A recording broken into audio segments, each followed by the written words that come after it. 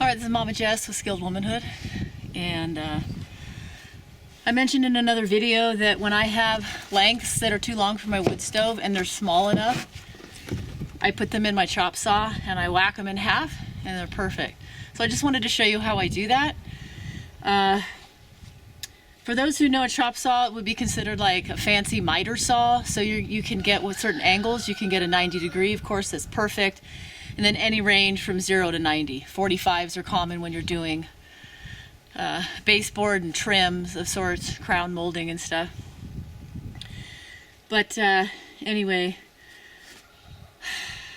the most important thing with this, and anytime I teach you about blades, is you have to watch where your hands are. You got to be really smart about this. All kinds of things can go wrong. I had another chop saw. Something was going wrong with this guard, and it blew off. It just shattered. So I wasn't anticipating that, and that's gnarly. So you got to be careful with that. You know, I don't believe in safety first. I believe in being smart first, and then realizing that all kinds of awful things can happen that you couldn't have known about.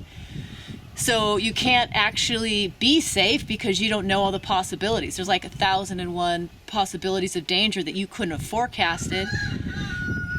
So you just have to be as smart as you can be in the situation, and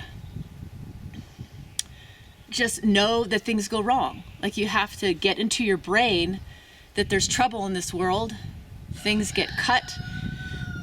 We had to kill a chicken today that was sick. I mean, there's all kinds of things you have to do you don't want to do. And so I don't want you as women to be living in chronic fear of thinking that by being afraid and not doing anything that you're actually going to stay safe, because that's a lie. So I want you to engage life with wisdom, and the more smart you are, the more safe you will be. It's just the effect of smartness. So anyway, I'm just going to show you how I run this. But running a chainsaw, in the professional world, they say it's a 3-inch rule, like keep your fingers 3 inches from the blade. I'd say 4 or even more. So I try to keep my hands as far away as I can. Okay. Generally, this lifts up. This blade will naturally lift up mechanically on its own, and then it will cut for me. But if it doesn't, I have to manually lift it up. But that can be hard because there's all these safety measures where I have to be pressing my thumb and pulling this in order for it to go. So sometimes I go like this, but I don't like that because I want to keep my hand on this, okay? But I'm doing my best under the circumstances, so just watch me, all right?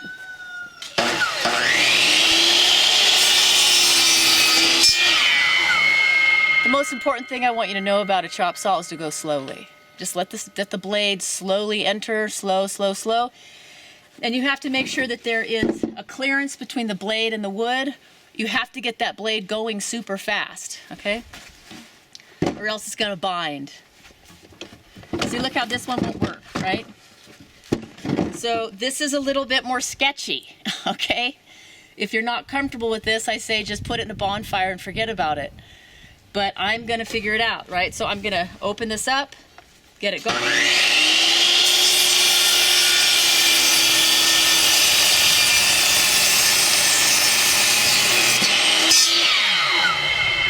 You'll watch, whenever I go to actually grab the boards, I always grab like this. I'm always grabbing from a distance, okay? I always keep my body kind of like there's a big circle here, like a big bubble force that I can't penetrate. And I'm always wanting to keep my distance. So again, if I cut this, okay, watch me. Watch how my body moves to try to get the pieces. I never put my hand in that area.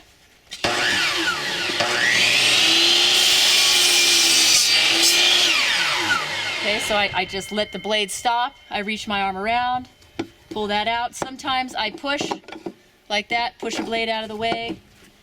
Okay, like a longer piece.